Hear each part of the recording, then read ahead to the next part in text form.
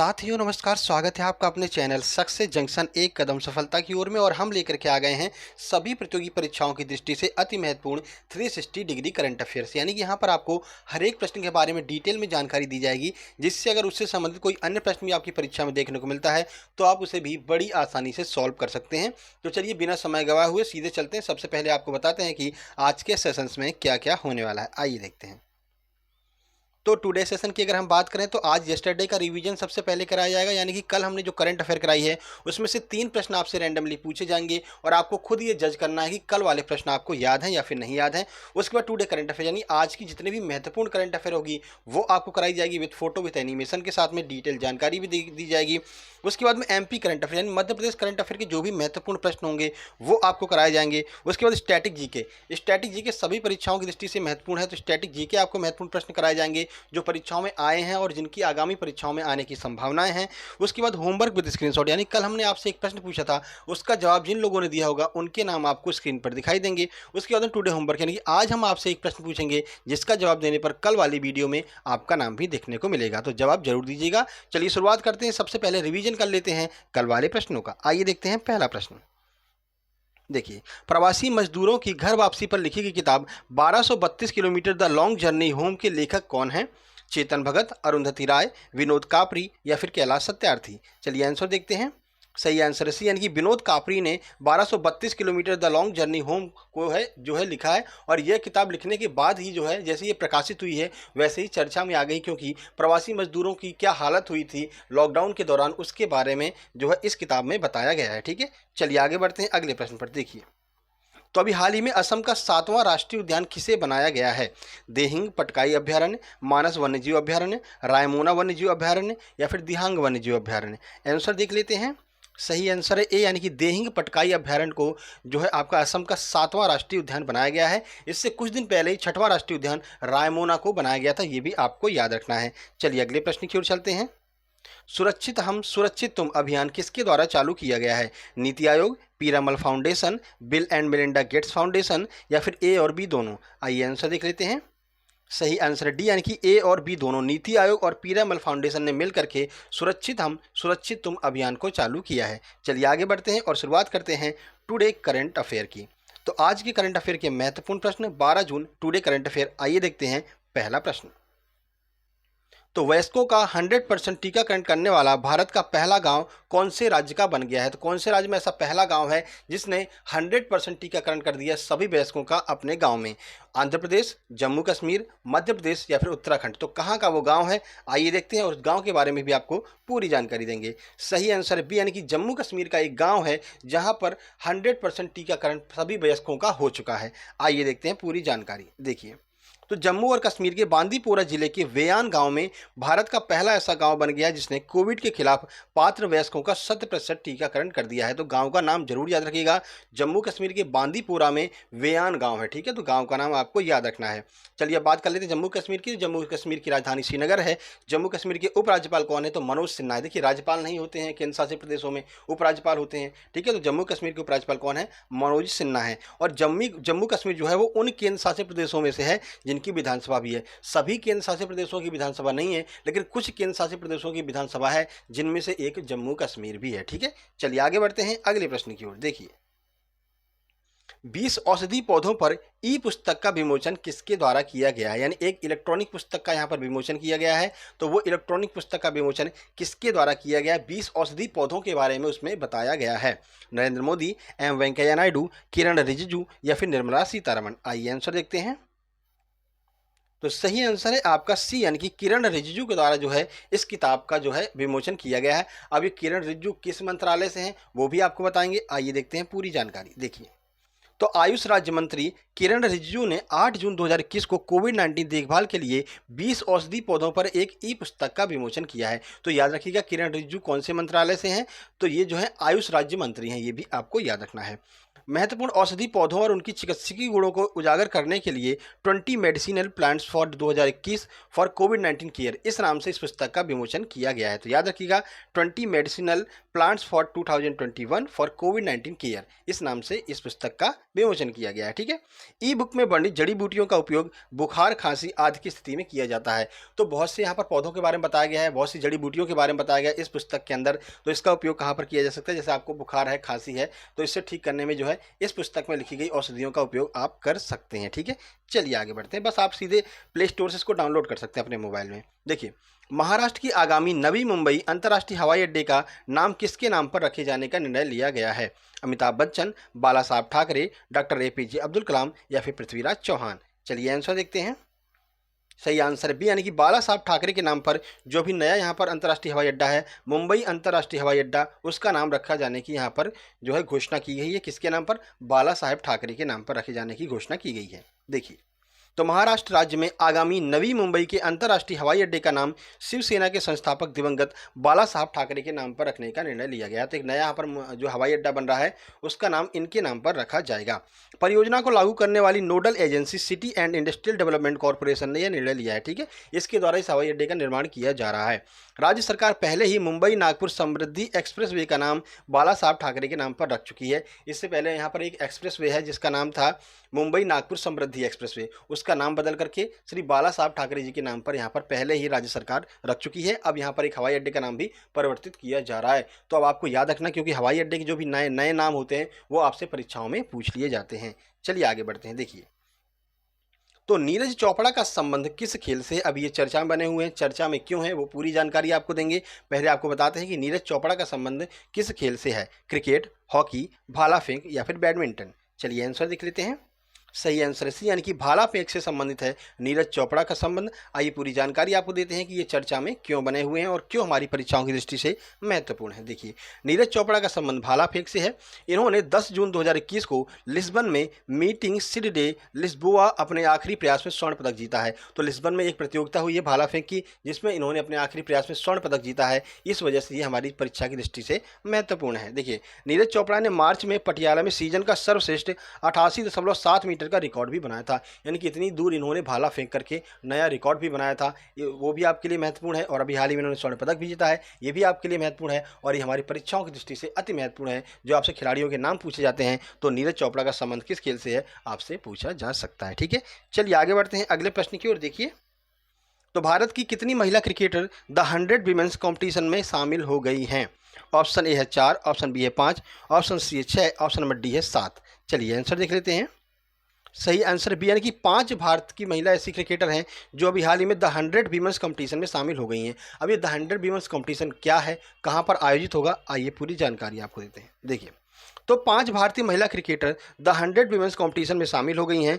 क्रिकेटरों में कौन कौन है? तो सैफाली वर्मा है, हरमनप्रीत कौर हैं, जेमिना रोड्रिग्स हैं, स्मृति मंथाना और दीप्ति शर्मा। इन 5 खिलाड़ियों का नाम आपको याद रखना है, क्योंकि आपसे कथन वाले प्रश्न यहाँ से बन सकते हैं कि इनमें से कौन सा खिलाड़ी ऐसा है जो द 100 विमेंस कंपटीशन में शामिल नहीं हुआ है। और इन 5 के अलावा कोई एक नाम आपको दे दिया जाएगा और आपको वो फाइंड आउट करना होगा। ठीक है। अब देखिए, ये क्रिकेट प्रतियोगिता क्या है, कहाँ पर हो रही है? तो इंग्लैंड और वेल्स क्रिकेट बोर्ड द्वारा आयोजित 100 गेंदों के प्रारूप में खेले जाने वाले इस टूर्नामेंट में दुनिया भर की कुछ सर्वश्रेष्ठ महिलाओं के द्वारा विभिन्न फ्रेंचाइजों के द्वारा यहाँ पर हिस्सा लिया जा रहा है। जैसे अपने IPL होता है, वैसे ही जो आपका इंग्लैंड एंड क्रिकेट बोर्ड जो है वहाँ पर एक तरह का IPL ही मान लीजिए, EPL कह सकते हैं, इंग्लैंड प्रीमियर लीग कह सकते हैं। तो 100 गेंदों का एक टूर्नामेंट होगा जिसमें कि कुछ प्रमुख खिलाड़ी जो पूरे विश्व में जो कुछ प्रमुख महिला क्रिकेटर होंगी उनको वहाँ पर चुना जाएगा और वे लोग विभिन्न फ्रेंचाइजी की तरफ से क्रिकेट प्रतियोगिता खेलेंगी। तो भारत की 5 खिलाड़ियों को यहाँ पर शामिल किया गया है। आपको 5 का नाम याद रखना है। ठीक है। इनसे नाम भी आपसे पूछा जा सकता है। चलिए आगे बढ़ते हैं। न्यायमूर्ति संजय यादव को इलाहाबाद हाईकोर्ट का मुख्य न्यायाधीश बनाया गया है। इससे पहले वे किस राज्य के मुख्य न्यायाधीश रह चुके हैं? MP की परीक्षाओं के लिए बहुत महत्वपूर्ण है प्रश्न। ऑप्शन ए है मध्य प्रदेश, ऑप्शन बी है राजस्थान, ऑप्शन सी है पश्चिम बंगाल, ऑप्शन नंबर डी है उत्तराखंड। चलिए आंसर देखते हैं। सही आंसर है आपका, यहाँ पर आंसर टाइप नहीं हो पाया, कोई बात नहीं। सही आंसर है ए, जैसा कि हमने आपको बताया मध्य प्रदेश के लिए बहुत महत्वपूर्ण है, तो इसका सही आंसर है ए, यानी कि मध्य प्रदेश से इससे पहले मध्य प्रदेश के ये मुख्य न्यायाधीश रह चुके हैं। चलिए पूरी जानकारी आपको देते हैं। तो भारत के राष्ट्रपति ने इलाहाबाद उच्च न्यायालय के न्यायाधीश संजय यादव को इलाहाबाद उच्च न्यायालय का मुख्य न्यायाधीश नियुक्त किया। अभी तक ये न्यायाधीश के रूप में कार्य कर रहे थे, अब इनको मुख्य न्यायाधीश बना दिया गया है। उनकी नियुक्ति उनके पदभार ग्रहण करने की तिथि से प्रभावी हो जाएगी। उन्हें 2 मार्च 2007 को मध्य प्रदेश उच्च न्यायालय के अतिरिक्त न्यायाधीश और 15 जनवरी 2010 को स्थायी न्यायाधीश के रूप में नियुक्त किया गया था।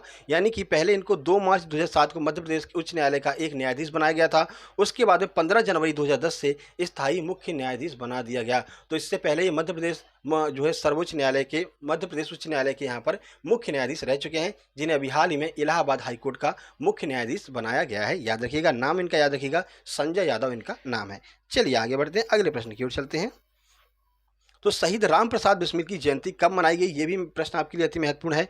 10 जून, 9 जून, 11 जून या फिर 8 जून। चलिए आंसर देख लेते हैं। सही आंसर सी, यानी कि 11 जून के जो दिन है शहीद राम प्रसाद बिस्मिल जी की जयंती मनाई जाती है। आइए कुछ जानकारी आपको देते हैं। देखिए, तो 11 जून को ब्रिटिश उपनिवेशवाद के खिलाफ लड़ने वाले स्वतंत्रता संग्राम सेनानी राम प्रसाद बिस्मिल की जयंती मनाई जाती है। उन्होंने भगत सिंह जैसे नेताओं के साथ हिंदुस्तान रिपब्लिकन एसोसिएशन का गठन किया और 1918 की मैनपुरी साजिश और 1925 की काकोरी कांड में भी भाग लिया था। ठीक है, तो HSRA जो बनाया गया था वो भगत सिंह और राम प्रसाद बिस्मिल जी के द्वारा ही बनाया गया था। ठीक है, और काकोरी कांड कब हुआ था 1925 में, मैनपुरी कांड कब हुआ था 1918 में, दोनों भी आपको याद रखने हैं। काकोरी साजिश में उनकी भूमिका के लिए मात्र 30 वर्ष की आयु में 19 दिसंबर 1927 को गोरखपुर में उनको जो है फांसी दे दी गई थी। शहीद राम प्रसाद बिस्मिल संग्रहालय कहाँ पर है, तो मध्य प्रदेश के मुरैना जिले में शहीद राम प्रसाद बिस्मिल संग्रहालय स्थित है। कभी जाइएगा देखिएगा, बहुत अच्छा संग्रहालय यहाँ पर स्थित जो है बनाया गया है मुरैना जिले में। चलिए आगे बढ़ते हैं। यहाँ से शुरू होता है आपका 12 जून 2021 मध्य प्रदेश करंट अफेयर के महत्वपूर्ण प्रश्न। आइए देखते हैं पहला प्रश्न। नीति आयोग द्वारा जारी sustainable development goals index dashboard 2020-21 में एमपी को कौन सा स्थान प्राप्त हुआ है, पहला, दूसरा, तीसरा या फिर चौथा। आइए आंसर देखते हैं। सही आंसर है, यानी कि तीसरा स्थान यहाँ पर प्राप्त हुआ है, जो अभी हाल ही में नीति आयोग ने एक डैशबोर्ड जारी किया है 2020-21 में। ठीक है, आइए पूरी जानकारी आपको देते हैं। देखिए, तो सरकार के थिंक टैंक नीति आयोग ने देश के राज्यों और केंद्र शासित प्रदेशों के प्रदर्शन के आधार पर तैयार रिपोर्ट सस्टेनेबल डेवलपमेंट गोल्स 2020-21 को जारी किया है। इस रिपोर्ट में केरल को पहला स्थान मिला है, हिमाचल प्रदेश और तमिलनाडु एक साथ में दूसरे स्थान पर हैं और मध्य प्रदेश को यहाँ पर तीसरा स्थान प्राप्त हुआ। तो आपको याद रखना है, सस्टेनेबल डेवलपमेंट रिपोर्ट 2020-21 में मध्य प्रदेश को तीसरा स्थान मिला है। पहले स्थान पर कौन है, तो हिमाचल प्रदेश जो है, केरल पहले स्थान पर है और हिमाचल और तमिलनाडु दोनों एक साथ दूसरे स्थान पर है। चलिए आगे बढ़ते हैं, अगला प्रश्न देखते हैं। तो मध्य प्रदेश के किस जिला में सामाजिक संस्थाओं के द्वारा वैक्सीनेशन को बढ़ावा देने के लिए 1+1 टीकाकरण केंद्र शुरू किया गया है, इंदौर, भोपाल, धार या फिर रतलाम। आइए आंसर देखते हैं। सही आंसर डी, यानी कि रतलाम में यहाँ पर 1+1 टीकाकरण का शुभारंभ किया गया है। अब ये क्या है 1+1 टीकाकरण, आइए पूरी जानकारी आपको देते हैं। देखिए, तो रतलाम जिला प्रशासन और सामाजिक संस्थाओं ने वैक्सीनेशन को बढ़ावा देने के लिए 1+1 टीकाकरण केंद्र की शुरुआत की है। यहाँ पर क्या होगा, तो जहाँ 45 वर्ष से अधिक उम्र के लोगों और उनके साथ एक युवा को भी वैक्सीन दी जा सकती है। यानी कि एक तो आप 45 वर्ष के अगर हैं तो आप भी वहाँ पर वैक्सीनेशन करवा सकते हैं, साथ ही साथ में अपने एक युवा साथी को भी लेकर के जा सकते हैं वैक्सीनेशन के लिए। ठीक है, चलिए आगे बढ़ते हैं। शुरुआत करते हैं स्टैटिक जीके का छुपा रुस्तम क्लास। महत्वपूर्ण प्रश्न होंगे जो परीक्षाओं में आए हैं और आगामी परीक्षाओं में जिनके आने की बहुत ज़्यादा संभावनाएं हैं। आइए देखते हैं पहला प्रश्न। इनमें से किसे champion of the earth award मिल चुका है, निर्मला सीतारमण, नरेंद्र मोदी, रामनाथ कोविंद या फिर राजनाथ सिंह। आइए आंसर देखते हैं। सही आंसर बी, यानी कि नरेंद्र मोदी को इससे पहले चैंपियन ऑफ द अर्थ का अवार्ड मिल चुका है। कब मिला है, किसके साथ मिला था, आइए देखते हैं। तो देखिए, 2018 में प्रधानमंत्री नरेंद्र मोदी को फ्रांस के राष्ट्रपति एमुनल मैक्रोन के साथ में चैंपियन ऑफ द अर्थ का पुरस्कार दिया जा चुका है। तो फ्रांस के राष्ट्रपति के साथ में इनको जो है, इमैनुअल मैक्रोन के साथ में इनको जो है 2018 में ये पुरस्कार प्राप्त हुआ था चैंपियन ऑफ द अर्थ। क्यों दिया गया था, तो उन्हें यह पुरस्कार सौर ऊर्जा के उत्पादन में विशेष योगदान के लिए दिया गया था।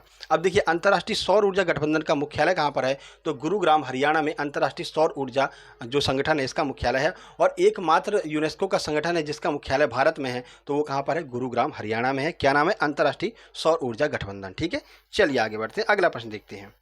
तो भारत का पहला केबल आधारित रेलवे पुल किस राज्य में बनाया जा रहा है, जम्मू कश्मीर, राजस्थान, हरियाणा या फिर उत्तराखंड? चलिए आंसर देखते हैं। सही आंसर है ए, यानी कि जम्मू कश्मीर में पहला केबल आधारित रेलवे पुल बनाया जा रहा है। देखिए कुछ जानकारी, तो भारत का पहला केबल आधारित रेलवे पुल जम्मू कश्मीर में बनाया जा रहा है। यह पुल चिनाब नदी के ऊपर बन रहा है। तो नदी का नाम आपको याद रखना, किस नदी पर? चिनाब नदी के ऊपर बन रहा है। चिनाब नदी का पुराना नाम कई बार परीक्षाओं में पूछा गया है, तो अस्किनी जो है वो चिनाब नदी का पुराना नाम है। ठीक है, आगे बढ़ते हैं, अगला प्रश्न देखते हैं। तो रविंद्रनाथ टैगोर की किस कृति को बांग्लादेश ने अपने राष्ट्रगान के रूप में सम्मिलित किया है? जनगणमन, वंदे मातरम, आमार सोनार बांग्ला या फिर इनमें से कोई नहीं? आंसर देखते हैं। सही आंसर है, यानी कि आमार सोनार बांग्ला को जो है बांग्लादेश ने अपने राष्ट्रगान के रूप में सम्मिलित किया है। गुरुदेव रविंद्रनाथ टैगोर की कृति अमार सोनार बांग्ला को बांग्लादेश ने अपने राष्ट्रगान के रूप में सम्मिलित किया है। अब देखिए, इनको गीतांजलि के लिए वर्ष 1911 में साहित्य का नोबेल पुरस्कार भी मिल चुका। किसे? रविंद्रनाथ टैगोर को। और भारत की तरफ से पहले व्यक्ति हैं जिन्हें नोबेल पुरस्कार प्राप्त हुआ था। क्या नाम है उनका? तो गुरुदेव रविंद्रनाथ टैगोर उनका नाम है। 1911 में गीतांजलि के लिए उनको जो है ये पुरस्कार प्राप्त हुआ था। चलिए आगे बढ़ते हैं। देखिए, तो कल के प्रश्न के उत्तर की बात कर लेते हैं। तो कल हमने आपसे पूछा था कि नौसेना प्रमुख कौन है भारत के, तो सही आंसर है करमबीर सिंह। एडमिरल करमबीर सिंह जो है वो यहाँ पर नौसेना प्रमुख हैं। किस किसने सही जानकारी दी है, आइए देखते हैं। शैलेंद्र चौधरी ने हमेशा की तरह काफ़ी अच्छी यहाँ पर जानकारी दी है। उसके बाद लल्लन टॉप जीके ने बताया है गुड। उसके बाद हरीश बाबू ने कहा है एडमिरल करमबीर। उसके बाद दीप्ति द्विवेदी ने बिल्कुल सही आंसर दिया है। साक्षी द्विवेदी ने बिल्कुल सही आंसर दिया है। मुकेश गंजाम ने बिल्कुल सही बताया है। उसके बाद शिल्पा वानखेड़े ने बिल्कुल सही बताया। सचिन पाराशर ने बिल्कुल सही जानकारी दी है। पूजा दांगी ने बताया एडमिरल करमबीर सिंह। राधेश्याम शुक्ला ने बिल्कुल सही जानकारी दी है। उसके बाद में विजय कुमार मिश्रा ने काफ़ी अच्छी जानकारी दी है। बहुत बहुत धन्यवाद आप लोगों का कमेंट करने के लिए। ऐसे ही कमेंट करते रहिए, जिससे कि हम भी अंदर से इनिशिएट होते रहें कुछ नई नई चीज़ें आपके लिए लेकर के आने के लिए। देखिए, हम सोच रहे हैं कि आपके लिए एक नया यहाँ पर इनिशिएट लॉन्च करेंगे, मतलब कि आपकी सुबह वाली करंट अफेयर तो चलती रहेगी, साथ ही साथ में दोपहर में या फिर शाम को आपके लिए हम जो है एमपी करंट अफेयर अलग से लेकर के आएंगे। यानी कि लगभग 5 से 6 क्वेश्चन डेली करंट अफेयर के होंगे और 5 से 6 क्वेश्चन 2020 की करंट अफेयर के होंगे, क्योंकि आपका एमपीपीएससी और एमपी के बहुत सारे एग्जाम आने वाले हैं और आपके लिए 2020 की करंट अफेयर भी महत्वपूर्ण है। तो अगर आपको लगता है कि हमें ऐसा करना चाहिए तो एक बार कमेंट करके जरूर बताइएगा कि क्या हम ऐसा करें या फिर नहीं करें, यानी कि डेली करंट अफेयर प्लस 2020 की कुछ करंट अफेयर। ठीक है, तो चलिए आप बताइएगा, अपना विचार रखिएगा, उस हिसाब से हम आपके अनुसार कार्य करेंगे। चलिए आगे बढ़ते हैं, देखते हैं आज का प्रश्न क्या है। तो जलियांवाला बाग हत्याकांड कब हुआ था, ये आपको बताना है। जितनी अधिक जानकारी आप दे सकते हैं इसके बारे में, उतनी अधिक जानकारी आप कमेंट बॉक्स में लिखिएगा। गूगल पर सर्च कीजिएगा कि कब हुआ था जलियांवाला बाग हत्याकांड। बाकी हम आपको बता दें, दोपहर में 12:30 बजे हम डेली प्रैक्टिस सेट लेकर के आते हैं एमपीपीएससी वालों के लिए, तो प्रैक्टिस सेट लेना मत भूलिएगा। बाकी ये वीडियो पसंद है, वीडियो को लाइक कीजिए, दोस्तों के पास शेयर कीजिए, चैनल को सब्सक्राइब करके नोटिफिकेशन बेल जरूर दबा लीजिए, क्योंकि डेली हम आपके लिए ऐसे ही महत्वपूर्ण वीडियो और महत्वपूर्ण प्रैक्टिस सेट लेकर के आते रहते हैं। जल्दी मिलते हैं दोपहर में 12:30 बजे प्रैक्टिस सेट के साथ में। तब तक के लिए नमस्कार, धन्यवाद।